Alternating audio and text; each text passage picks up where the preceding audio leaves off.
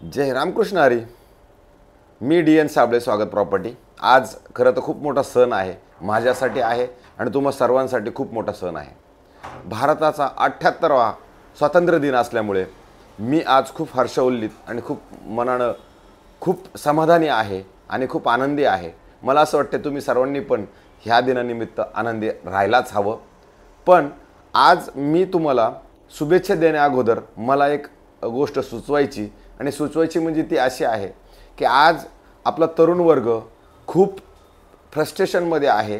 मला असं वाटते फ्रस्ट्रेशनमध्ये राहून काही उपयोग होणार नाही आहे.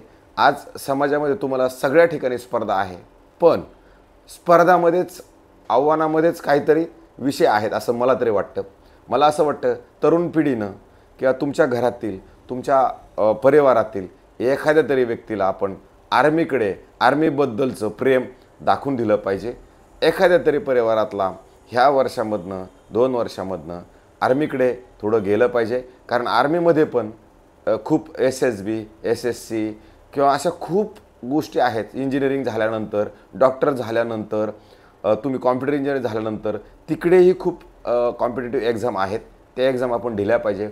ॲडव्होकेटनंतर अशा खूप काही एक्झाम्स आहेत. पण मला असं वाटते, मला माहीत नव्हतं मी गावी असताना, पण आता जसं जसं आपण त्या क्षेत्रात जाऊन परत आल्यानंतर असं वाटते की त्यावेळेला आपल्याला माहीत असतं आपण हे केलं असतं. पण मला असं वाटतं तुम्ही लोकांनी पण आता कॉम्प्युटरचे सगळे मास्टर आहात, तुम्ही कॉम्प्युटरवर त्याची माहिती काढली पाहिजे. आणि ज्या आपल्या मुलांना किंवा आपल्या मुलींसाठी करिअरसाठी जरी विचार केला तर आर्मीकडे थोडं वळवलं पाहिजे. त्यांना देशाबद्दल थोडंसं किंवा आर्मीबद्दल थोडं प्रेम जर दाखवलं तर नक्कीच त्यांना त्या ठिकाणी चांगला वाव मिळू शकतो. मला तरी असं वाटते. कारण की देशाचं प्रेम तर तुम्हाला मिळतंच मिळतं, पण आयुष्यामध्ये आपल्याला अनुशासन मिळतं आणि अनुशासन मिळाल्यानंतर त्याचं महत्त्व काय असतं ते मला पण चांगलं माहिती आहे. मला तर खूप चांगलं वाटलं. मला वाटतं तुम्हाला पण त्या सगळ्या गोष्टींची प्रचिती नक्की येईल. तर मला असं वाटतं जोपर्यंत आपण अध्यात्म क्षेत्रामध्ये प्रगती करत नाही आणि जोपर्यंत आपण आपल्या स्वतःला अनुशासन लावून घेण्यापर्यंत जोपर्यंत आपण प्रयत्न करत नाही तोपर्यंत त्या गोष्टींचं महत्त्व नक्कीच आपल्या जीवनामध्ये आपल्याला समजणार नाही.